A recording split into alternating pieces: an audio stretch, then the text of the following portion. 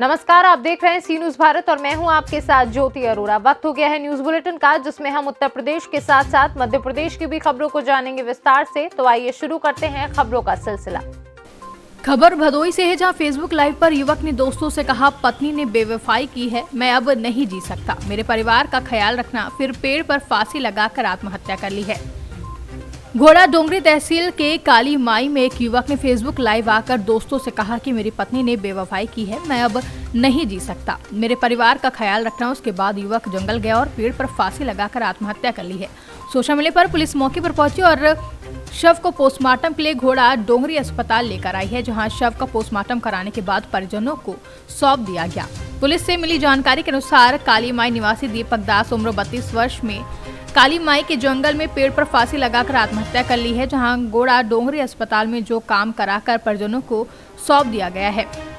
युवक की पत्नी करीब 20 दिन पहले उसे छोड़कर दूसरे लड़के के साथ चली गई है, जिसके कारण वह डिप्रेशन में था। डिप्रेशन में आकर उसने फांसी लगाकर आत्महत्या कर ली है। क्या नाम है आपका? जगदीश सूर्यवंशी। ये दीपक ने फांसी लगाने के पूर्व क्या कहा था? इन्हें फेसबुक पे लाइव चलाया। लाइव चलाते टाइम उसने एक ही बात बोला था कि मेरी मिसेस ने मेरे साथ बेवफाई करी, और उसके बाद में बोले अगर मैं कुछ गलत करने जा रहा हूँ। उसमें उनने एक ही बात बोला था कि मेरी मौत के जिम्मेदार बोले सिर्फ शिवानी दास होंगी और उसका आशिक शुभम नाम लिया था उन्होंने। वो रेहटी नसुल्लागंज सतराना के पास रहता है। इतना इन्हें लाइव चलाया था? हाँ। ये वीडियो अभी भी फेसबुक पे उपलब्ध है? हाँ, और मेरे मरने के बाद मेरी मम्मी का और मेरे दोनों बच्चों का जितने भी दोस्त भाई लोग हैं, बस आ जाके थोड़ा सा उनका ख्याल रख लेना। और रोते रोते काट दिया था वीडियो, और उसके बाद फिर ये कांड कर दिया। पाथाखेड़ा चौकी से आज एक शव हमारे पास पोस्टमार्टम के लिए आया है, जिसका नाम दीपक दास बताया जा रहा है। 32 साल उम्र, काली माई का रहवासी है ये। इसके पोस्टमार्टम के बाद हमें पोस्टमार्टम में पाया गया है कि इसकी मृत्यु का कारण फांसी जान पड़ रहा है। क्या नाम है आपका? सुखदेव शाह। ये मृतक कौन था आपका? मृतक मेरा साला है, मेरा मिसेज का बड़ा भाई है जी। क्यों फांसी लगाई इन्होंने? इनका मिसेज जो है लगभग 20 दिन हो गया है, इन्होंने किसी दूसरे के साथ चले गए हैं। इनके बच्चे इस समय बीमार थे। बीमार होने के नाते भी इनको भोपाल घुमा के लाया। भाई साहब जो है ये चंद्रपुर में ड्यूटी करते थे, मतलब ट्रक चलाते थे कई कंपनी में। तो इनके मिसेज का जब फ़ोन लगाया, फ़ोन लगाने के बाद इनके मिसेज बोला इनके मिसेज ने कुछ बोल दिया है, कल परसों की घटना है, तो टेंशन के मारे फांसी लगा दिया। कितने बच्चे हैं इनके? 2 बच्चे। कितने साल के? एक 2.5 साल की लड़का है और 5 साल की लड़की। तो इनकी पत्नी किसके साथ गई है? ये सर हमको तो नहीं मालूम, लेकिन ये मेरे को एक बार फ़ोन करके बताया था कि बीच में इनको कई मैसेज भेजता था इनके पास। मैं दूसरे लड़के के साथ चली गई हूँ। हाँ, दूसरे। हेलो गाइस, मेरा नाम दीपक दास है और मेरी बीवी का नाम है शिवानी दास। उसने मुझे धोखा देके गई है और उसने शादी कर ली है। पहले बोले मैं मंदिर से शादी करी, पहले बोले कोर्ट से शादी करी। शादी करने के बाद उसने बोली। बैतूल से सी न्यूज संवाददाता नित्यानंद की रिपोर्ट।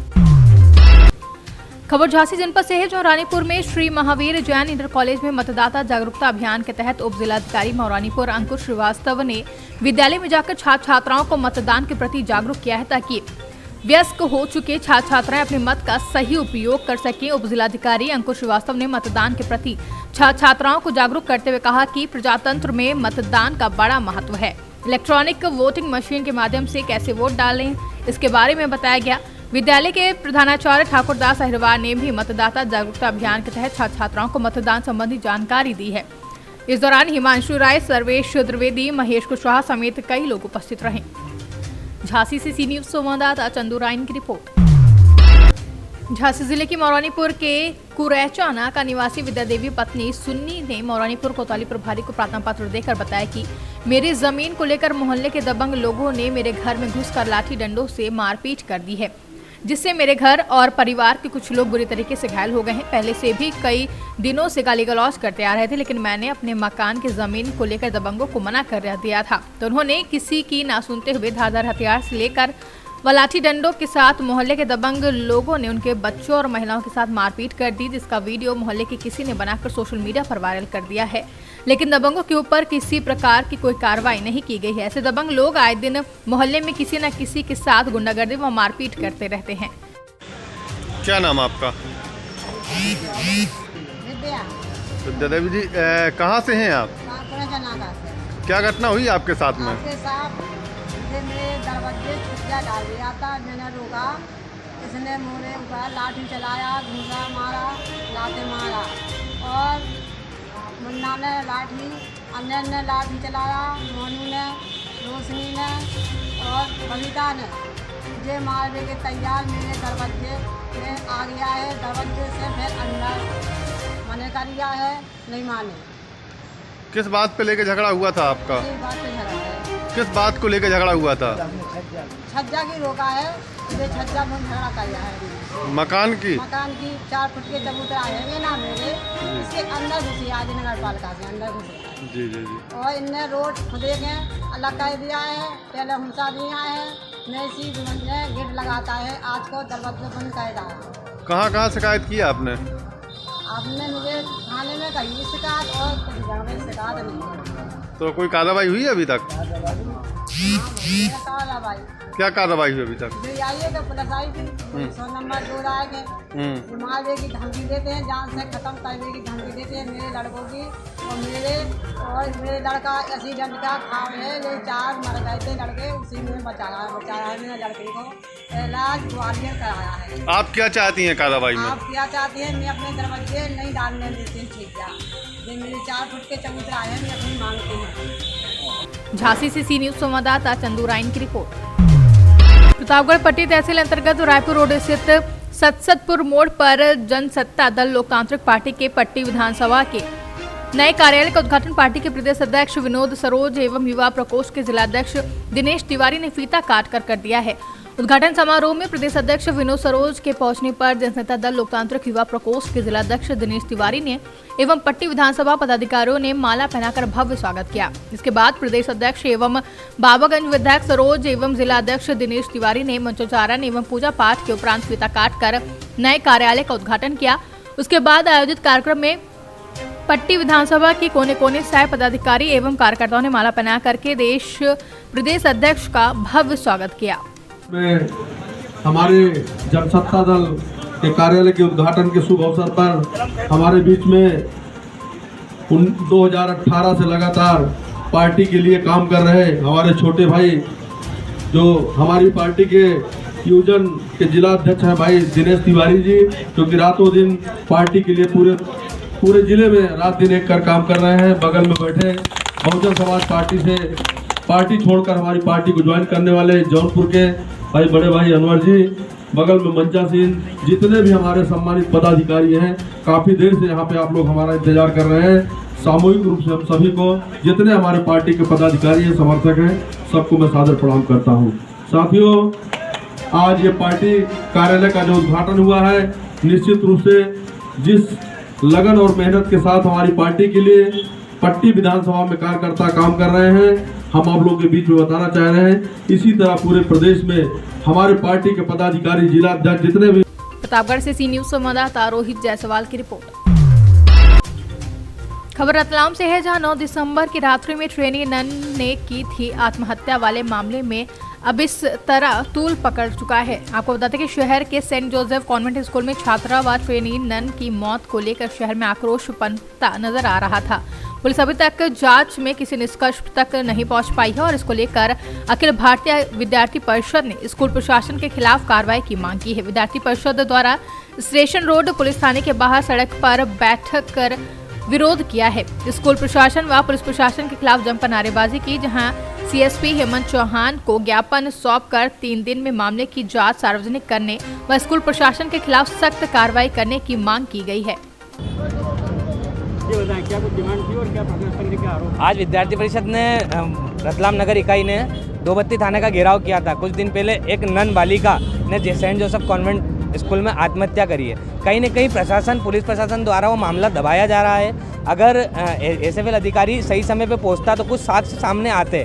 बाकी अभी ये स्थिति बन रही है कि पुलिस उसमें सिर्फ पोस्टमार्टम रिपोर्ट पे ही सबूत के नाम पे बैठी हुई है, ना उनके पास कोई सबूत है। सिर्फ उस रिपोर्ट के आधार पर ही वो सबूत देंगे, ना वहाँ कितनी नन है, पहले कितने नन आ चुकी है। देश के अदर स्टेट से बच्चों को, नाबालिग बच्चों को लाया है तो पुलिस प्रशासन को जानकारी में होना चाहिए कि कितने बच्चे थे और कितने बच्चे अभी है। कोई पुलिस प्रशासन के पास जानकारी नहीं है। इसमें साफ साफ दिख रहा है पुलिस प्रशासन की साठगांठ है। अगर 3 दिन के अंदर उस बच्ची को न्याय नहीं मिलता है और कॉन्वेंट स्कूल पर कार्रवाई नहीं होती है तो अभी अखिल भारतीय विद्यार्थी परिषद ये आह्वान करती है कि पूरे जिले के महाविद्यालय और स्कूल सारे प्राइवेट और गवर्नमेंट सारे बंद करवाएंगे और सड़कों पर उतरेगी छात्र शक्ति। मामला है, क्या कुछ इसमें सामने आया, तो बयान सामने आया? इसमें मैं बताना चाहूँगा आपको, जो 3 दिवस पूर्व कॉन्वेंट स्कूल में एक 17 वर्षीय बच्ची द्वारा, बालिका द्वारा आत्महत्या की गई थी, उसमें मर्ग जांच अभी जारी है। उसमें परिजन भी उनके उड़ीसा से, चूँकि उड़ीसा के रहने वाले थे, परिजन आ चुके हैं। परिजन की भी वीडियोग्राफिक स्टेटमेंट हो गए हैं और इसमें भी मर्ग जांच जारी है। जैसा जो भी फैक्ट आएंगे इसमें बताया जाएगा, अवगत कराया जाएगा। क्या कुछ स्पष्ट हुआ इसमें मौत का कोई कारण था? मृत्यु का भी कोई स्पष्ट कारण नहीं आया है। इसमें पीएम रिपोर्ट अभी अप्राप्त है, बता रहे हैं। पीएम रिपोर्ट भी शीघ्रता से प्राप्त की जा रही है। और इसमें जो प्रथम दृष्टया तो हैंगिंग का ही प्रकरण था इसमें, और जो स्टेटमेंट्स आए इसमें भी कोई अभी इसमें किसी भी कोई ऐसा शख्सुबा परिजनों के द्वारा या अन्य किसी के द्वारा नहीं बताया गया है। बाकी इसमें जांच बिल्कुल गंभीर तरीके से की जा रही है और गंभीरता से इसमें जांच करके जो भी फैक्ट्स फाइंडिंग होगी उसमें अवगत कराया जाएगा। परिजनों के द्वारा भी ऐसी कोई आशंका जताई नहीं गई। इसमें पहले बताया गया कि पूर्व में भी पढ़ाई को लेकर कुछ ऐसा डिप्रेशन का परिजनों ने बताया है उसमें, तो उस तथ्य पे भी हम जांच कर रहे हैं। ये फरवरी माह में आना बताया है, पूर्व में पढ़ाई के लिए आना बताया है। चूँकि वहाँ लॉकडाउन लगा हुआ था इसलिए बच्ची पढ़ाई के लिए उत्सुक थी। चूँकि रतलाम से सी न्यूज़ संवाददाता हुसैन खान की रिपोर्ट। आर्ट ऑफ लिविंग के संस्थापक श्री रविशंकर आज अयोध्या धाम पहुंचे, जहां उन्होंने राम जन्मभूमि परिसर में श्री रामलला के दर्शन पूजन किए। वहीं श्री रामलला का दर्शन पूजन करने के बाद श्री रविशंकर राम मंदिर निर्माण की गति देखकर अभिभूत हुए हैं। उन्होंने कहा कि बहुत अच्छा काम चल रहा है, बहुत शीघ्र ही सभी राम भक्तों की जो मनोकामना है राम मंदिर वो देखने का वो साकार हो जाएगा। बहुत सुंदर ढंग से डेडिकेटेड इंजीनियर समर्पित होकर अपना काम कर रहे हैं, इसको देखकर बहुत तसल्ली हुई है।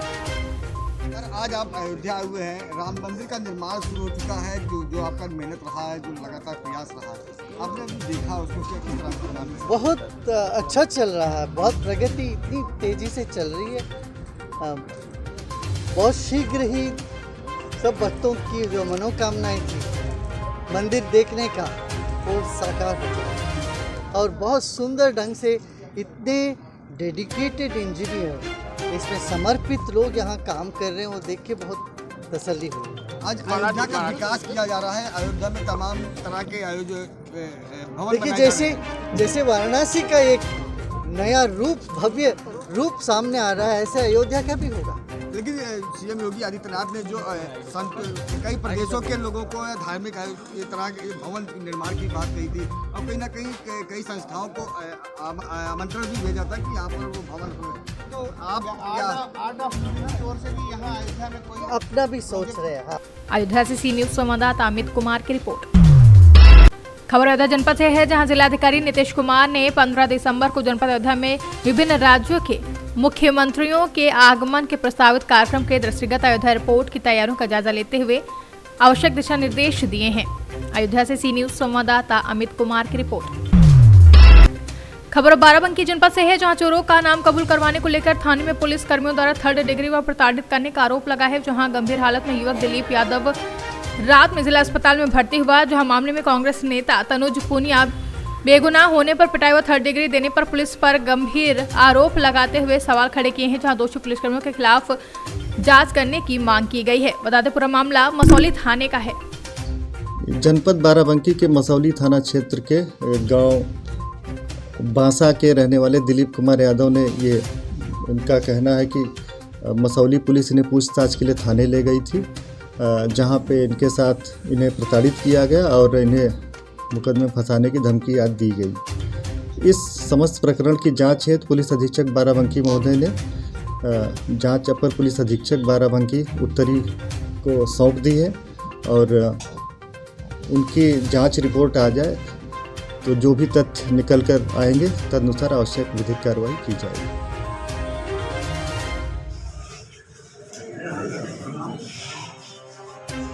ये क्या मामला है थाने का? देखिए, 2 दिन पहले एक निर्दोष व्यक्ति को जबरन पुलिस ने घर से उठा के ले गई, थाने में रखा। थाने में रखने के बाद कल इनको जबरदस्ती इनको बहुत मारा गया है, पट्टों से मारा गया है, थप्पड़ मारे गए हैं और ज़बरदस्ती इनसे कबुलवाने की कोशिश की गई है कि इन्होंने चोरी करी। और अकेले ही नहीं बल्कि और 7-8 लोगों के नाम जिनको ये जानते भी नहीं, उनके नाम कबुलवा के और वीडियो बनवाने की कोशिश करी गई है। 3rd डिग्री टॉर्चर किया गया इनको। एक आंख से पहले ही विकलांग थे, इनके कान से खून निकल आए, चोट के निशान पूरे शरीर पे इनके बने हुए। तो इस तरह की पुलिस की तानाशाही जो आजकल चल रही है मौजूदा सरकार में, असली गुनहगारों को पकड़ने की बजाय ये निर्दोषों को पकड़ के अपना हाथ साफ कर देना चाहते हैं कि भैया हमसे केस हो गया, सॉरी। और निर्दोष चाहे जेल में पड़ा रहे, सड़ता रहे, उससे कोई मतलब नहीं आता। क्या नाम है? दिलीप कुमार। दिलीप जी, क्या मामला हुआ? किस कारण पुलिस आपको ले गई? किस वजह से पीटा? सर, हमको पुलिस पूछताछ के लिए ले गई। एक चोरी का मामला था, तालाब के फाइनल बैटरा, उसके मामले में पूछताछ के लिए हमको ले गई। फिर वहाँ से हम तो कुछ लोगों के नाम लिस्ट पन्ने में एक लिखे थे, उसका नाम पूछा तो हम सब किसी को जानते नहीं, तो हम किसको सर बता दें कि ये चोरी की है। हमसे यार तुमने चोरी की, हम चोरी नहीं की। जब नहीं की तो मारते थे, उनका नाम कहते थे। जब नहीं बताए तो जब नहीं बताते थे तो वीडियो मारते थे, जब बताते तो वीडियो बनाते। हमारे नहीं बहुत पीटा हमको, मरपिया में रख देंगे, कट्टा में रख देंगे, ये धमकी दिया करते। मारे, बहुत मारे हमको, इस कान से सुन नहीं पड़ता है। क्या कोई आंख से भी नहीं दिखाई पड़ रहा? इस आंख से नहीं दिखाई पड़ रहा है। किस किस से हाथ डंडे से मारे? किस से? पट्टों से, लात घूसों से, हाथों से, दीवार में लड़ा कर मारे। कौन से थाने में? मसौली थाने में। बाराबंकी से सी न्यूज संवाददाता अरशद की रिपोर्ट। पूरे देश में आजादी का अमृत महोत्सव धूमधाम से मनाया जा रहा है। झांसी जनपद में अमृत महोत्सव आयोजन समिति द्वारा आज लक्ष्मी व्यायाम मंदिर में सामूहिक वंदे मातरम गायन का कार्यक्रम रखा गया था, जिसमें हजारों की संख्या में आम जनमानस सम्मिलित हुए। कार्यक्रम में मुख्य अतिथि के रूप में राष्ट्र स्वयंसेवक संघ के अखिल भारतीय सह व्यवस्था प्रमुख अनिल ओक सम्मिलित हुए। अध्यक्षता बुंदेलखंड विश्वविद्यालय के कुलपति मुकेश पांडे ने की, जहां कार्यक्रम का संचालन संयोजक प्रवीण लखेरा एवं वैभव तिवारी ने किया है। आभार महानगर आयोजन समिति के अध्यक्ष शरद द्विवेदी ने व्यक्त किया। वहीं कार्यक्रम में अतिथियों के उद्बोधन के बाद मैदान में हजारों की संख्या में उपस्थित जनता ने वंदे मातरम का भव्य सामूहिक गायन किया। कार्यक्रम में राष्ट्रीय स्वयंसेवक संघ के प्रांत कार्यवाहक अनिल श्रीवास्तव, विभाग प्रचारक अखंड प्रताप, महानगर प्रचारक अनुराग समेत कई लोग उपस्थित रहे। आज का कार्यक्रम ये स्वतंत्रता जो प्राप्त हुई उसका ये 75वां वर्ष चल रहा है, 2021-22।